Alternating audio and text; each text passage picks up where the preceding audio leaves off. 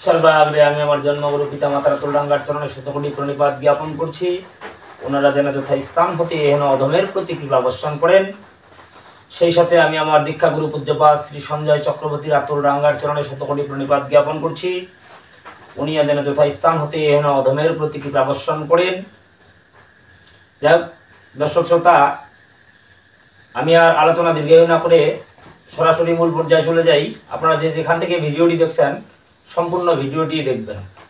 এই গোপীনাথ দাস ব্রহ্মচারী এটি কথা বলেছেন ভিডিওতে, সনাতন ধর্মের যদি আদি পিতা এবং আদি মাতা সবারই একজনেই হয়, মনু এবং শতরূপা, তাহলে অসৌচ 4 রকমের কিভাবে হয়?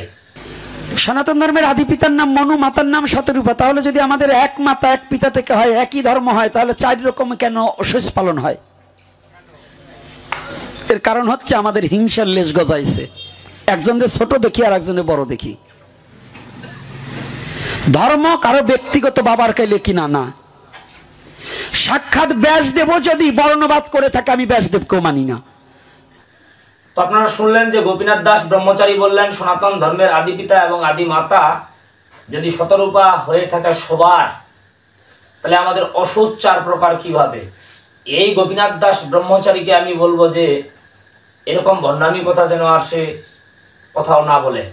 কারণ সে হয়তো জানে না ধৃতরাষ্ট্রের আদি পিতাও মনু ছিল, কুন্তির আদি পিতাও মনু ছিল, ভীষ্মের আদি পিতাও মনু ছিল, অর্জুনদের আদি পিতাও মনু ছিল, আমাদেরও আদি পিতা মনু এবং আদি মাতা শতরূপা।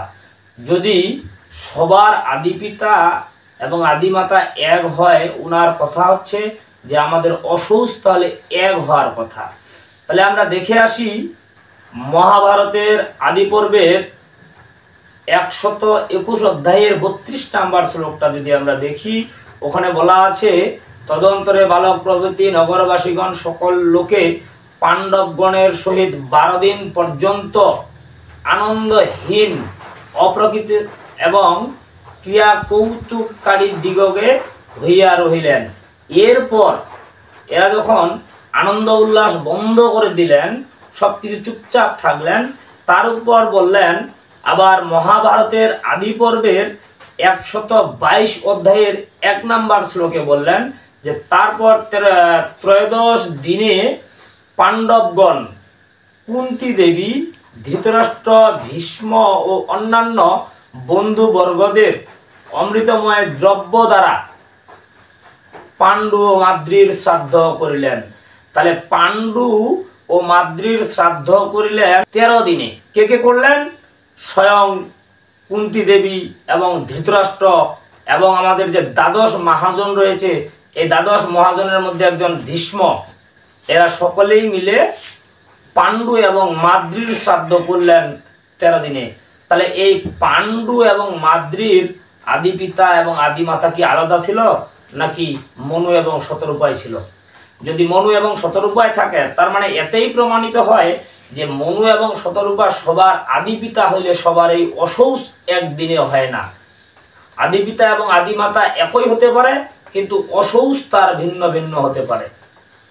এরপর আবার ক্ষত্রিয় বর্ণের বিধান মতে পিতামহ ভীষ্ম পাণ্ডুর মরণের 12 দিন অসৌচ পালন করে 13 দিনে বিধিসম্মত শ্রাদ্ধ করিলেন। স্বয়ং পিতামহ ভীষ্ম, যিনি 12 মহাজনের মধ্যে একজন মহাজন, এই ভীষ্ম যদি 13 দিনে অসৌচ পালন করতে পারে, আর আমরা ভণ্ডামি করে বলতেছি যে আমাদের পিতা যেহেতু এক, আদি পিতা এবং আদি মাতা, আমাদের অশৌচ হইবে এক, এটি নয়। আবার আরেকটি আমাদের উদাহরণ রয়েছে, যুধিষ্ঠির মহারাজ ধৃতরাষ্ট্র, কুন্তী ও গান্ধারীর মৃত্যুর পরে স্বয়ং ধর্মরাজ যুধিষ্ঠির বর্ণবিধান অনুসারে 12 দিন অসৌচ পালন করার পর 13 দিনেই উনি শ্রাদ্ধ করলেন। তাহলে যুধিষ্ঠির, ধর্মরাজ যুধিষ্ঠির, উনি কি আমাদের শাস্ত্র সম্পর্কে কম বুঝে? এই ধর্মরাজ যুধিষ্ঠিরের পিতা, আদি পিতা কি মনু এবং আদি মাতা কি শতরূপা নয়? এখানে আরেকটি কথা আছে যে মহাভারতের আশ্রমবাসিক পর্বের 42 অধ্যায়ের 16 নম্বর মন্ত্রে বলা আছে, তাহার পর 12 দিন অতীত হইলে 13 দিনের দিন পাণ্ডব নন্দ রাজা যুধিষ্ঠির শৌচ সম্পাদন করিয়া ধৃতরাষ্ট্র প্রভৃতির উদ্দেশ্যে, যারা মারা গেছে ধৃতরাষ্ট্র থেকে শুরু করে যারা সকলেই মারা গেছে, এদের উদ্দেশ্যে প্রচুর পরিমাণ দক্ষিণা যুক্ত শ্রাদ্ধ কার্য সম্পাদন করিলেন। এখন যদি বলি আমরা যে কলিযুগের বিষয়, অনেক নামধারী বৈষ্ণবরা রয়েছে, অনেক বড় সাধুগুরু রয়েছে, তারা বলতেছে এগুলা তো আগের যুগ, এগুলা তো দাপর যুগ, এই যুগের কথা আমরা বাদ দিলাম, এখন তো আমাদের কলিযুগ। আরে বাবা, যদি কলিযুগেই হয়ে থাকে, কলিযুগেই যদি হয়ে থাকে তাহলে কলিযুগেরটা একটু দেখে আসি। কলিযুগের গোবিন্দ ঘোষের শ্রাদ্ধ 31 দিনে করলেন স্বয়ং গৌরাঙ্গ মহাপ্রভু নিজেই। যদি গৌরাঙ্গ মহাপ্রভু নিজেই গোবিন্দ ঘোষের শ্রাদ্ধ 31 দিনে করে, তার মানে এই গোবিন্দ ঘোষের আদি পিতা কি মনু ছিলেন না? আদি মাতা কি শতরূপা ছিলেন না? নাকি গৌরাঙ্গ মহাপ্রভু ভুল করেছিলেন? এইরকম ভণ্ডামি কথা আজকাল অনেক সাধুগুরু এগুলা বলে যায়, আমরা এগুলাকে বিচার করি না। এই গৌরাঙ্গ মহাপ্রভু কলিযুগেই গোবিন্দ ঘোষের শ্রাদ্ধ 31 দিনেই করেছিলেন। এতে করে বোঝা যায় যে যদিও আমাদের আদি পিতা এক, আদি মাতা এক, কিন্তু আমাদের অসৌচ ভিন্ন ভিন্ন, এটা প্রমাণ করতে আর অন্য কিছুর প্রয়োজন হয় না। এর শেষে উনি আরেকটা কথা বলেছিলেন, তারপরে বললেন যে সাক্ষাৎ ব্যাসদেবও যদি বর্ণবাদ করে তবে আমি তাকেও মানি না। এই ভণ্ড কি জানে যে ব্যাসদেব কে, ব্যাসদেবের ক্ষমতা কতটুকু? এই ব্যাসদেব হলো সাক্ষাৎ ভগবানের অবতার স্বরূপ। ভগবানের 17তম অবতারে ব্যাসদেব সাক্ষাৎ অবতীর্ণ হয়েছেন।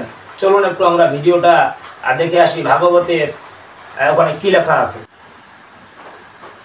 এই যে দেখছেন শ্রীমৎ ভাগবত মহাপুরাণ। এই ভাগবত মহাপুরাণের প্রথম স্কন্ধের 3য় অধ্যায়, পৃষ্ঠা 52। এখানে আমাদের